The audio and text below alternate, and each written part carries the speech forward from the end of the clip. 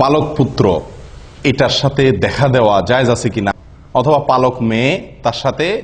যে পুরুষে পালক নিয়ে আসছে সে দেখা দেওয়া জায়েজ আছে কিনা, এবং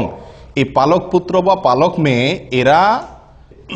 যে লোক যাদেরকে লালন পালন করছে তাকে বাবা বা মা হিসাবে ডাকা সম্বোধন করা জায়েজ আছে কিনা, এবং এই যে লোক তাদেরকে লালন পালন করছে সেই পালক ছেলে পালক মেয়ে তারা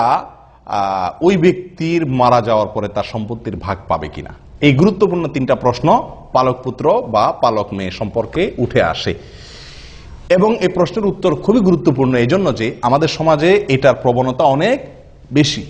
মানুষ পালক পুত্র রাখে, পালক মেয়ে রাখে, এবং এদেরকে মোটামুটি নিজের ছেলে হিসেবে সব জায়গায় পরিচয় করায়, আর এরাও